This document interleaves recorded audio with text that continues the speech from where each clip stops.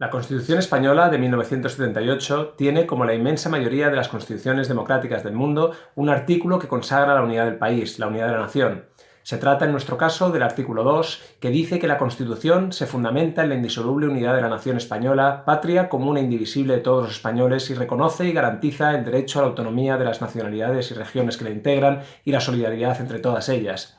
Es evidente que es un artículo fundamental para nuestro ordenamiento democrático, para nuestro marco de convivencia, y a mí, como catalán, como ciudadano de Cataluña y como diputado en el Parlament, me ha parecido de justicia destacar su relevancia. La mayoría de constituciones democráticas del mundo, como digo, tienen artículos parecidos o prácticamente idénticos al artículo 2 de nuestra Constitución que blindan, que constitucionalizan esa unidad de la nación. Y eso no es casualidad, porque es evidente que cualquier sociedad democrática, cualquier Estado de Derecho que vele por el bienestar del conjunto de sus ciudadanos, que vele por el interés general y que pretenda establecer políticas ordenadas, orientadas a la libertad, a la igualdad, a la prosperidad y, en definitiva, al progreso del conjunto de la ciudadanía, tiene que hacerlo con la certeza, con la seguridad de que la unidad del país no va a ser puesta en entredicho en ningún momento. Y eso precisamente se consigue salvaguardando la unidad de las veleidades partidistas de los sucesivos gobiernos, ya sean de la nación o de las diferentes partes integrantes de la propia nación. Lo que hemos visto en Cataluña recientemente, con el gobierno de la Generalitat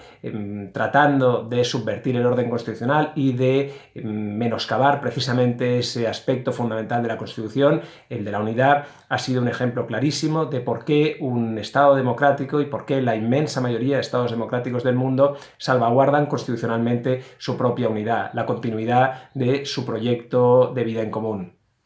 Por otra parte, este artículo 2 de la Constitución tiene ese otro aspecto también fundamental y también muy respetuoso con la idiosincrasia de nuestro país, que es precisamente la defensa de la autonomía de las nacionalidades y regiones que integran España. Por eso a mí este artículo me parece tan importante. No digo que sea el más importante, pero me parece un artículo central. Hay otros, como el artículo 1, también muy importante, o el 14, que habla de la igualdad entre los ciudadanos españoles, que también me parecen relevantes, pero creo que en estos momentos vale la pena que el conjunto de los ciudadanos de Cataluña y del resto de España pongamos de relieve la importancia de un artículo que garantiza precisamente la continuidad de nuestro proyecto de vida en común. El artículo 2